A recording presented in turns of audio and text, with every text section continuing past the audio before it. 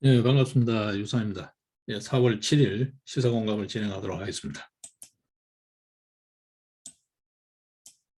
네, 이제 윤석열 정부 조각이 후반기로 접어드는 것 같습니다. 이제 사회 경제 분야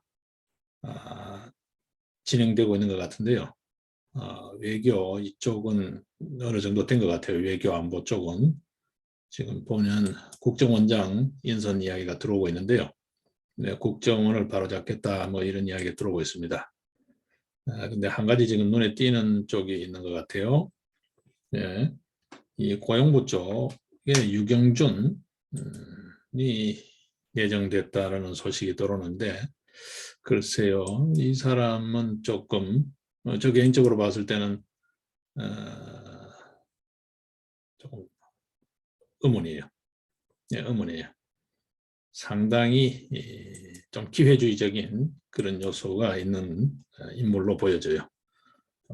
좀 뭐라 그래야 되나요? 자기 전공 분야 지식 또한 이게 조금 신뢰하기가 좀 어려워요. 네. 이 통계치를 갖고 선거 부정이 있었냐 없었냐, 뭐 그 관련해서 부정선거 없다, 이렇게 통계학적 지식을 갖고 이야기를 하는데, 이 코넬대 경제학 박사죠. 네, 이 사람은 조금 경치가 않아요. 또 어쨌든 급출세를 하고 있는데 뭔가 뒤가 좀 제대로 한번 털어봐야 될 것 같아요.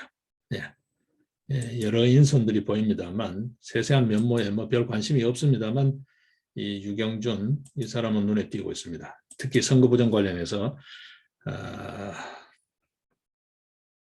이 부정선거 감시단 이런 쪽 활동에 참모를 끼얹고 죄를 뿌리고 있는 주요 인물 중에 하나거든요. 이준석, 하태경, 유경준 뭐 이런 친구들.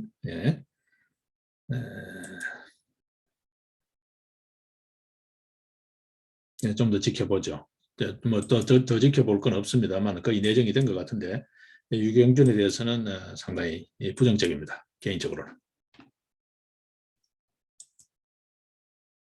자, 그러면서 이제 일부 언론에서는 새 정부의 과제가 물가와의 전쟁이 새 정부의 최우선 과제가 돼야 된다. 이 동아일보 헤드가 지금 그렇게 나오고 있는데요. 글쎄요, 지금 물가가 급할까요? 이거는 뭐 부스러기 아닌가요? 어떤 의미에서 경제학 차원에서는 미시 분야가 가격, 수요 공급, 가격 이런 쪽 관련이고, 거시 분야는 재정, 실물, 금융 이런 쪽 관련이죠. 지금 미시적인 문제가 최우선 과제가 돼야 되나요? 그런다고 해서 민생이 돌아올까요? 지금 동아일보 헤드는 조금 우선 발등에 불처럼 그걸 본 것 같은데 조금은 시각을 바로잡을 필요가 있지 않을까 싶습니다. 예, 선뜻 동의하기가 어렵습니다.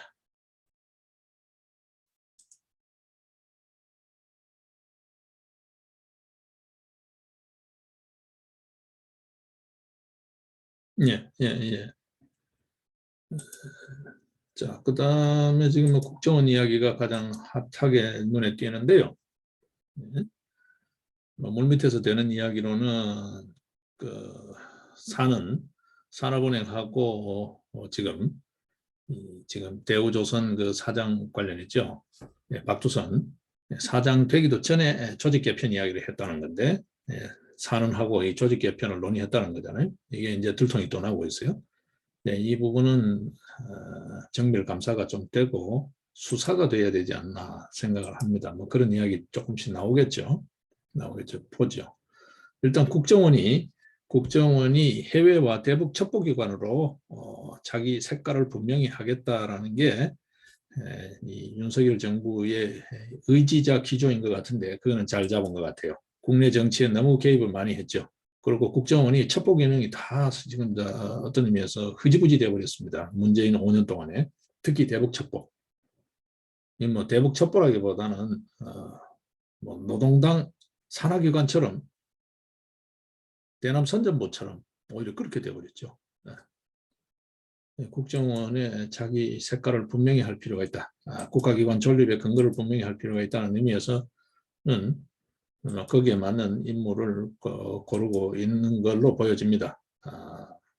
그 점에서는 다행인 것 같아요. 이 국정원도 지금 그동안 상처가 너무 많았어요. 너무 많아서 댓글 조작 사건부터 해서 국내 정치에 어설프게 개입하는 그런 모습을 보였고, 문재인 정부 들어서는 국정원이 전혀 기능을 못했고요. 네. 오히려 국가의 안위를 사수한다기보다는 오히려 국가를 위태롭게 만드는 그런 기관처럼 비춰졌죠. 네, 이게 좀 정리가 돼야 됩니다. 그죠? 자, 그런 이야기들, 저런 이야기들 중에 지금 어제도 잠깐 우리가 이야기했습니다만 이 문재인 정부 5년 동안에 우리 그 나라 살림을 얼마나 거들을 내놨나 국가부채 이야기를 했습니다. 그렇죠? 이게 다른 각도에서 보게 되면 새 정부의 완전히 짐으로 지금 떠넘겨지는 거죠. 소위 말해서 문재인 정부가 잘못해놓은 거에 새 정부에는 마치 청구서처럼 되돌아오는 이 꼴이 지금 되고 있습니다. 여러분 아시다시피. 네. 국가부채 어제도 살폈다시피 작년도 벌써 2천조를 넘어섰습니다. 정부, 지자체, 그다음에 그 빚하다가 공무원, 군인연금 이걸 충당해야 되잖아요. 그 부채까지 합치면 국가부채가 2021년도에 이미 작년도에 이미 2천조를 넘어섰습니다. 이게 문재인 정부 5년의 성과입니다, 여러분. 2016년 그러니까 문재인 정부가 들어서기 전에 국가부채가 1,433조였는데 이 문재인 5년 동안에 763조 공무원 군인연금 충당분까지 하게 되면 763조 그러니까 무려 53%가 증가한 수치입니다, 여러분. 네. 이 문재인 정부는 각종 비리 이 관련해서도 심판을 받아야 되지만 이 실정에 대해서도 심판을 받아야 되겠죠. 최근 들어서 그 새 정부 조각 관련해서 인사청문회 이야기 나오니까 뭘 7대 기준을 엄격히 적용하겠다. 국민들이 다 콧방귀 낍니다. 그죠? 저는 뭐 막무가내 무시했잖아요. 인사청문 관련 보고서 올리면 그 다 무시하고 인선 마구잡이를 했잖아요.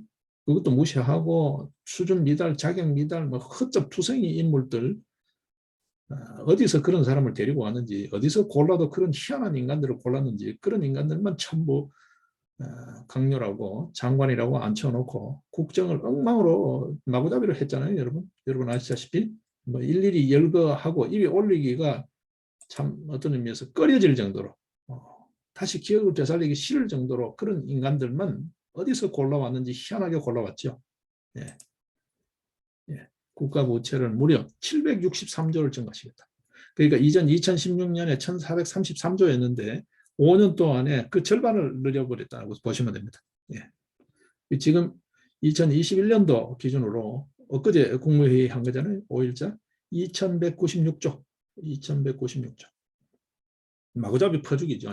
하기 좋은 말로 선심성 퍼주기지만 마구잡이 퍼주기였죠. 그리고 금권 선거를 무시상으로 불법 선거를 자행했죠. 선거 부정을 자행했죠. 금권 선거, 대표적으로 금권 선거잖아요. 코로나 지원금이니 뭐니 하면서 전부 다 선거철 때마다 마구 퍼졌죠. 그렇죠? 예.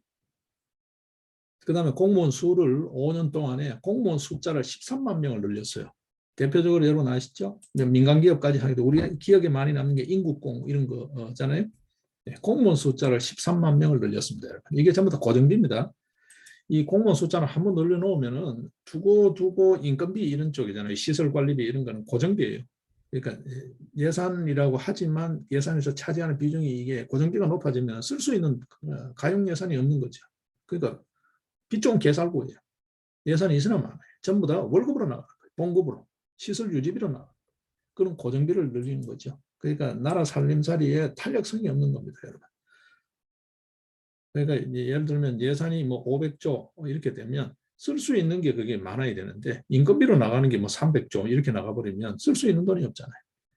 이렇게 안팎으로 보게 되면 나라 살림살이를 완전히 거들내고 골병을 들여놨다. 완전히 피멍을 들여놨다라고 보시면 됩니다. 5년 동안에 건국 이후에 우리가 경제개발 잘 살아보세요라고 한 박정희 정권 이후에 그렇게 피땀 흘려서 온 국민이 일구어 놓은 소위 말해서 이 나라 막 크게 잡으면 해방기로부터 70년 동안 해놓은 걸 5년 만에 홀딱 다 털어먹었다 생각하시면 됩니다. 예. 이 불량 세력들이 그렇게 털어먹었다고 보시면 됩니다. 예. 공무원 숫자 5년간 13만 명 늘렸죠. 고정비가 늘어난 거죠. 그 다음에 공무원 연금, 군인연금, 이거 소위 말해서 연금 개혁 관련 박근혜 정부 때 시행했던 연금 개혁 관련 전부 다 어떤 의미에서 후퇴해버렸죠. 후퇴해서 공무원 연금, 군인연금으로 충당해야 될 부채, 이게 385조가 늘어나 버렸어요. 그래가지고 어느 정도로 갔냐, 이 연금 개혁을 안 하고 그냥 계속 후퇴시키면서 무려 연금 부채가 385조가 늘어나가지고 1140조 원이 됐어요. 연금 부채가 1140조래. 예. 나라 빚 절반이 공공기금, 소위 말해서 공무원연금, 군인연금 충당 부채예요. 이래도 개혁 안 하고 지금 새 정부에 떠미는 거예요. 폭탄 돌리기를 한 거예요. 예.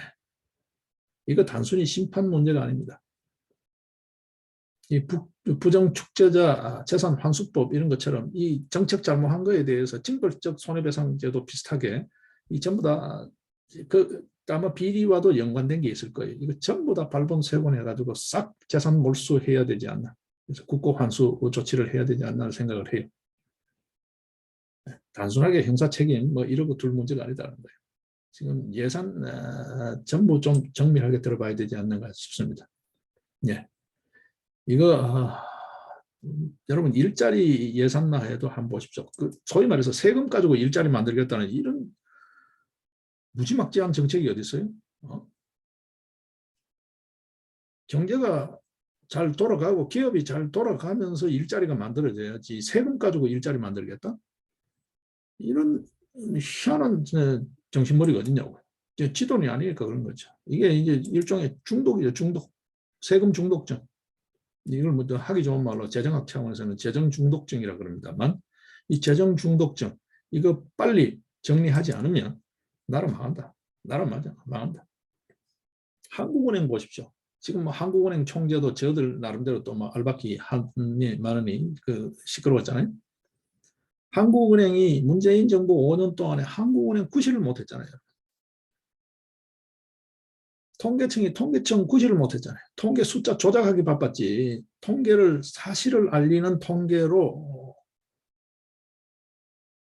소위 말해서 국정백서를 만들지를 못했잖아요. 통계 전부 어떤 의미에서 가라잖아요. 여론 수치처럼 여론 조작처럼. 여론조사가 아니라 여론조작이라 그럴 정도로 모든 수치를 문재인 정부 5년 동안에 전부 다 가공의 수치였잖아요. 어떤 의미에서.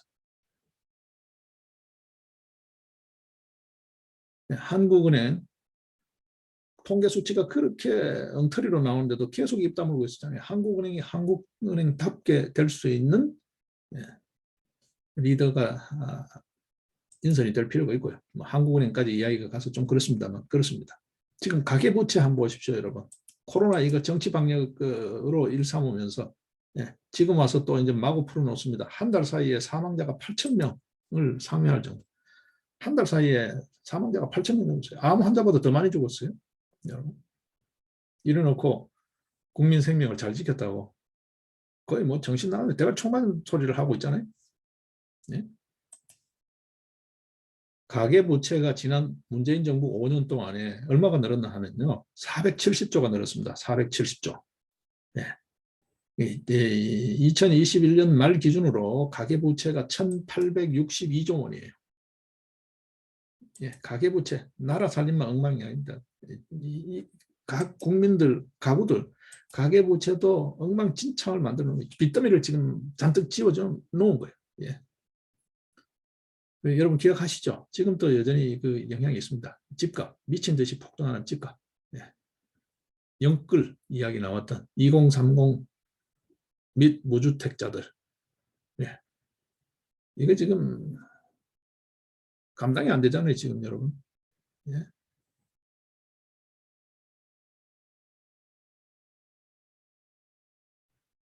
거기다 기업 부채, 자영업자 포함해서 자영업자가 지금 코로나 정치 방역 때문에 완전히 거의 뭐 붕괴되어 버렸죠. 몰락해 버렸습니다. 그죠? 자영업자를 포함한 기업 부채가 2,361조입니다. 2,361조. 이걸 정리를 하면 경제의 3주체를 가계, 기업, 정부라고 하잖아요.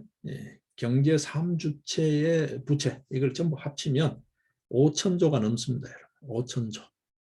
어제도 이야기했죠. 국민 1인당 1억 원이 넘다. 1억 27만 원이다. 그렇죠. 네. 지금부터 태어나는 애들은 무조건 1억 빚을 안고 울음을 터뜨리는 순간에 1억 빚을 안고 터뜨리는 이 빚을 어떻게 갚냐. 그게 걱정이 되어서 울 수도 있습니다. 1억 그러면서 울 수도 있습니다. 그러면서. 지금 이런 참 시국입니다. 자, 여기다 지금 국채금리는 자꾸 올라가고 있어요. 국채금리가 올라간다는 게 뭡니까? 나라의 신용이 떨어진다는 이야기입니다. 믿을만 하면 금리를 많이 받을 필요가 없죠. 자, 당장 지금 자영업자 손실보상 50조 추경 편성 이야기가 나오는데 이게 국채 발행 안 하고 가능하냐는 거죠. 워낙 딸딸 긁어서 돈 되는 만한데 돈 있는 만한 데는 귀신같이 찾아가지고 다 뺏어버렸기 때문에 탕진해버렸기 때문에 이 문재인 정부가 탕진해버렸기 때문에 그렇다는 거예요. 지난 5년간 전세값, 집값 뭐 다른 문제로 두더라도 전세값이 41% 올랐잖아요. 여러분. 5년 동안에 전세값 41%야. 기가 막힙니다. 여러분. 기가 막힙니다. 임대차 3법 한번 보십시오. 여러분. 주택 임대차 보호법 관련해서 여러분 한번 보십시오. 갱신요구권 관련 이게 뭐 위헌성이 있다 어떠다 그런 이야기 했지만 엉망진창이 되어 있잖아요. 지금 그거 제대로 모르면요 서로 간에 계속 분쟁이 생기게 돼 있어요. 뭐 그건 또 다른 문제로 들어도 일단은 전세값이 41% 올랐어요. 예? 임대차 3법이 시행된 게 2020년 재작년이잖아요. 8월이잖아요. 예. 그 이후에 얼마 올랐습니까? 27% 올랐습니다. 27%. 예. 전세값 상승 오른 게 27% 올랐어요. 예. 이 지금 뭐 임대차 3법의 영향이 있죠. 거기 보게 되면 전월세 5% 이상 못 올리게 해놨죠. 그러니까 미리 땡겨서 올려버리는 거죠. 그러니까 전체적으로 보면 41%가 오른 거고 임대차 3법 시행되는 그 시기 이후로 보게 되면 27%가 오른 거예요. 그 경고 규정, 유예 규정이 적용되는 그 시기에 다 올려버리는 거죠. 네. 그리고 이게 이제는 갱신할 시기에 오면 무조건 5% 올리는 거예요. 계속 5%씩 올라간다고 보시면 됩니다. 5% 올리는 거예요.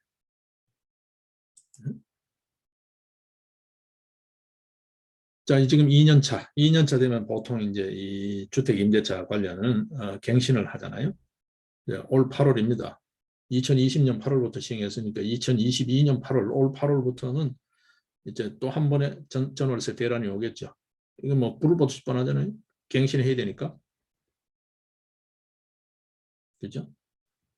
갱신 청구권 행사한 사람들은 유예기간이 끝나니까 이제 더 이상 요구할 수 없잖아요. 딱 한 번 요구할 수 있는 거니까.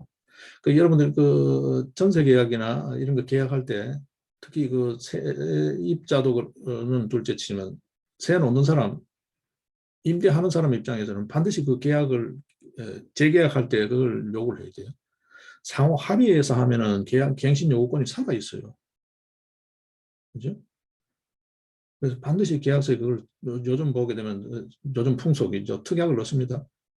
갱신 요구권 행사에 의한 재계약이라고. 그래야 갱신 요구권이 행사된 걸로 봐서 2년 연장되면 그다음 소멸되는 거예요. 안 그러면 갱신 요구권이 계속 살아있는 거예요. 쌍방 합의해서 했다. 재계약했다. 그럼 갱신 요구권 행사를 안 한 게 돼서 살아있는 거예요. 2년 뒤에 자기는 2년 연장해 줬으니까 이제 내가 써야지 못 쓰는 거예요. 왜냐하면 갱신 요구권이 살아있으니까. 네, 그런 문제가 많이 있습니다, 여러분. 제 주변에도 보면 그런 문제가 많이 있어요. 이거 지금 그거 계약서에 명시 안 해놨는데 명시 안 해놓으면 인정 안 됩니다. 갱신 요구권을 행사 안 한 걸로 돼버려요. 이런 여러 가지가 있습니다. 이게 뭐 누구 문제가 아니라. 자, 어쨌든 이제 올 8월이 되면 2년이 끝납니다. 자, 이제부터 이제 마구 돌아옵니다. 그죠? 이게 전부 다가 문재인 정부가 저질러 놓은 문제죠. 예. 지금 앞으로 더 큰 덩치가 공무원 군인연금이에요, 여러분. 지금 보시면 앞서 제가 말씀드렸다시피 1140조입니다. 이게 전부 다 예산에서 땜빵 해넣어야 되는 거예요. 충당해 넣어야 되는 거예요. 예? 문재인 정부 5년 동안에 385조를 늘려놨어요. 공무원 연금, 군인연금, 연금 개혁을 좀 꾸준히 해왔다면 이 좀 정돈이 되지 않았을까요? 지금 이렇습니다. 나라 꼴이 이렇습니다. 자, 이 와중에 한은조차도 계속해서 침묵 모드로 갈 수 있냐라는 거죠. 한은이 지금까지 문재인 정부 5년 동안 입 꾹 다물고 있으니까 문재인 정부가 마치 아무 문제 없이 경제를 잘하는 것처럼 뭐 경제 뭐 잘하고 있다고 저들 계속 떠들었잖아요. 이 자들은 입 띄는 거 거꾸로 해석하면 맞는 거예요. 근데 이제 윤석열 정부 와서는 입을 띄지 않을 수가 없죠. 입 띄면 윤석열 정부가 마치 뭘 잘못하는 것처럼 될 거라고요. 한은까지 나서서 입을 띄네? 이럴 거잖아요. 근데 실은 진즉에 했어야 되는 거예요, 여러분. 이게 이미 선례가 있잖아요. 미국 같은 경우에 70년대에 소위 이 연준이죠. 연방준비제도 이사회라는 FRB가 계속 정치권, 그 당시 정권 비위만 맞추다가 미국 경제가 폭망했죠. 여러분 아시다시피. 그렇죠?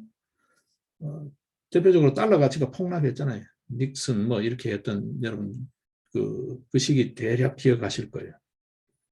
그리고 레이건노믹스 그래서 레이건 들어오면서 그걸 분위기를 휘어잡으면서부터 조금 반전시키고 뭐 이렇게 흐름이 있잖아요. 이때 우리 한국은행처럼 미국의 연준이 그 짓을 했다고요. 정권 비위 맞춰서. 지금 문재인 정부 5년 동안에 한은이 한 짓처럼 정권 비위 맞추고 눈치 보기 바빴죠. 이주열 한은 총재의 소위 한은 이주열 총재 뭐 저들 바로 집 옆에 우리 동네 삽니다만 뭐 서로 비껴 마주쳐도 인사도 안 하고 지냅니다만 이주열의 한은이 그랬다고요. 문재인 정부 5년 동안에 정권 비 눈치 살피느라고 입 안 띄고 뭐 통계 숫자 엉터리 나와도 입 안 띄었죠. 중간에 뭐 한두 번 이렇게 홍남기하고 같이 뭐 입 띄는 척 하다가 또 이제 조용히 숙여지고 했죠. 뭐 얼마나 대단한 뭐 큰일을 하는 것처럼. 예. 예. 이런 침묵이 계속될 수는 없다. 이건 나라 망하는 거다. 나라 망하는 거다. 이제는 제대로 된 자기 이 기능과 역할을 해야 할 때가 됐다는 거죠. 자, 그렇다면 쓴소리를 할 수밖에 없는데 그러면 윤석열 정부가 잘못한 것처럼 비춰질 수 있다. 국민들 눈에는 뉴스에 자꾸 언론에 나오게 되면 이 윤석열 정부의 잘못이 아니라 문재인 정부의 잘못이고 그 문재인 정권의 비위를 맞추기 위해서 입 다물고 지내왔던 한은의 과보다는 거예요, 여러분. 지금 우리 경제가 이렇게 피멍이 들어 있습니다. 이제 한국은행이라도 정신 차려야 됩니다. 산업은행 지금 꼬라지 한번 보십시오, 여러분. 네? 산업을 진흥시키기 위해서 기업을 장려하는 게 아니라 기업을 오히려 잡아먹고 이상한 짓을 하는 거예요. 이게 무슨 산업은행이냐고요. 금융권 전부 다 물갈이 해야 됩니다, 여러분. 물갈이 해야 됩니다. 네.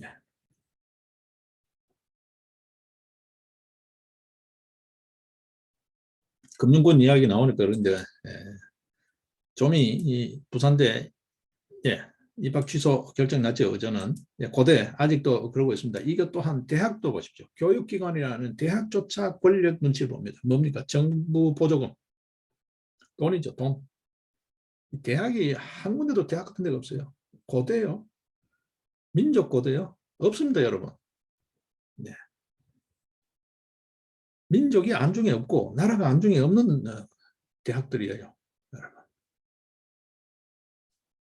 없습니다, 여러분. 학생이에요. 대학 학생이에요. 없습니다, 여러분. 대학 학생회가 똑바로 살아 있었으면 조민 입학 취소 결정 고대에서 지금 이렇게 뭐 대법원 결정보다 뭐 어쩌자 이렇게 갈 수 있나요? 학교 당국이 그렇다 하더라도 이게 이렇게 올 수가 있나요? 대학 썩은 것뿐만 아니라 학생들조차도 학생회도 다 썩은 거예요, 여러분. 대학이 썩은 거예요, 대학이. 네. 이 뭐냐 하면 전부 다 네.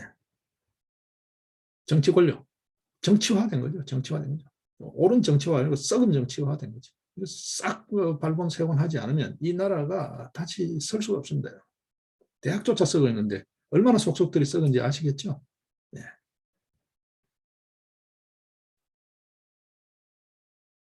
기가 막힙니다.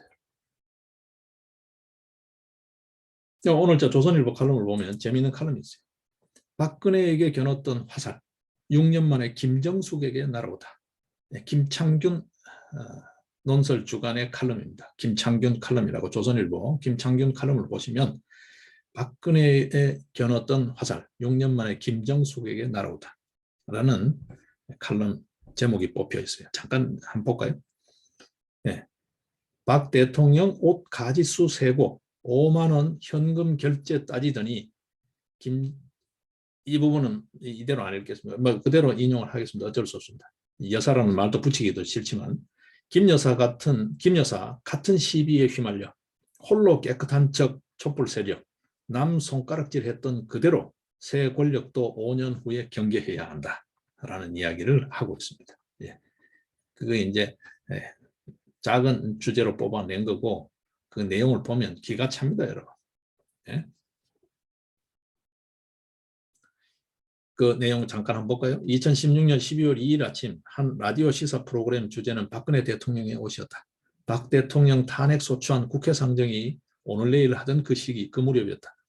앵커가 기자에게 박 대통령이 취임 후 4년 동안 구입한 옷이 몇 벌쯤이냐라고 묻자 기자는 370벌이라고 답했다. 취임 첫 해인 2013년 산 옷이 122벌이라는 보도와 67벌이라는 보도가 있었다. 그 평균인 94벌로 보면 된다고 했다. 1년 94벌씩 4년을 곱하면 370벌이라는 거다. 이런 식으로 이제 막 두드려 잡은 거죠. 두드려 잡았다. 앵커가 옷값 총액은 얼마 정도냐고 물었다. 기자는 박 대통령이 옷을 산 강남 의상실 주변 여성 정장이 최저 45만 원에서 300만 원이다. 한 벌 평균 200만 원으로 잡고 370벌이면 4년 의상비가 7억 4천만 원이라고 했다. 오차가 2배가 나는 보도를 평균 내고 거기다 지레짐작으로 2번 곱셈을 해서 7억 4천만 원이라는 구체적 수치를 뽑아냈다. 단순 무식한 계산법을 당당하게 들이대는 과감성의 혀를 내두르게 된다. 이렇게 막 두드려 잡았다는 거죠. 예. 옷 벌수도 틀리고 돈도 막 두드려 잡은 건데 구체성이 없는 그냥 소설 쓰기죠. 이 방송이 끝난 지 몇 시간 만에 민주당 대변인실은 박근혜 대통령의 옷값 7억 4천만 원, 뇌물인지 예산인지 밝히라는 논평을 내놨다. 이후 7억 4천만 원은 박근혜 대통령을 공격하는 공인 수치로 자리다. 이게 공인되어 버렸다는 거예요. 그냥 두드려 잡은 이야기가 앵커와 기자 간의 마구잡이, 이게 언론이 권력 이중대라고 하는 이야기입니다. 이 언론 반드시 바로잡아야 됩니다, 여러분. 예. 그런 이야기가 칼럼에 쭉쭉 나오고 있습니다. 이제 김정숙, 여러분 이런 식으로 계산하면 김정숙은 수십억이 됩니다. 예. 한간의 이야기를 종합하면 수십억입니다. 팔에 두른 것만 수억, 수십억이라는 이야기 되는 거예요. 그게 진품이냐 가품이냐 뭐 서로 이야기를 설왕설래 하지만 이자들이 했던 짓으로 하게 되면 진품으로 보게 되면 그렇죠. 이 팔찌 그래프 그게 돈이 얼마입니까, 여러분? 뭐 6억이다, 50억이다, 뭐 이런 이야기가 있어요. 예, 팔찌만 하더라도 지금 뭐 반지 이야기 하는데, 예, 브로치 이야기 하는데, 예, 그거는 1, 2억이잖아요. 이거는 수십억이에요. 예, 팔에만 도대체 몇 억이냐, 몇십억이냐 그런 이야기입니다. 지금 옷 둘째 치고요. 예. 이 지금 정밀하게 볼 필요가 있다. 그 양혜일의 딸, 예, 전속 디자이너죠. 자주 쓰는 전속이라고 자주 쓰는 디자이너 딸 부정 채용이라고 해야 되나요?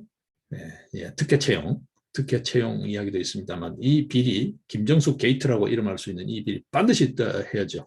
예? 박근혜 탄핵까지 했는데 김정숙이는 몰아서 수사를 하느냐.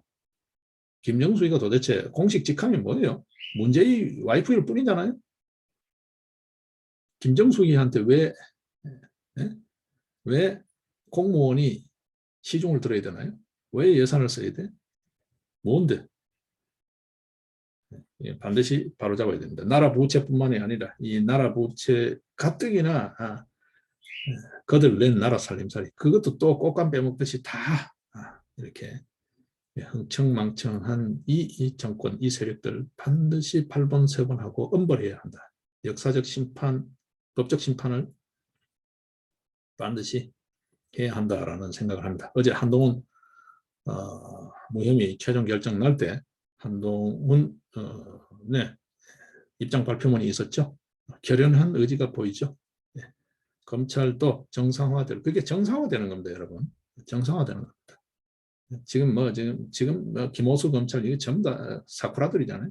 네, 그게 정상화되는 겁니다. 예, 하루빨리 이 사회가 정상화되는 모습을 보고 싶고 그 과정에 산고가 있을 수밖에 없습니다. 70년 세월을 5년 동안에 옹팡 만들어 놓은 나라를 옹팡 망가뜨려 놨기 때문에 이걸 다시 바로 세우는 데는 또 그만한 산고 진통이 따를 거예요. 예, 우리가 좀 묵묵히 인내하고 지켜보는 그런 노력이 필요하지 않을까. 그리고 이 불량 세력들이 거기에 또 달려들어서 비리 감추기, 자기네들 비리 감추기를 하기 위한 흠집내기, 또 집단행동 이런 부분에서 단호하게 맞서서 투쟁하는 국민들의 의지를 보여줄 필요가 있지 않을까 생각을 합니다. 오늘 시사공감 이쯤 정리를 하겠습니다.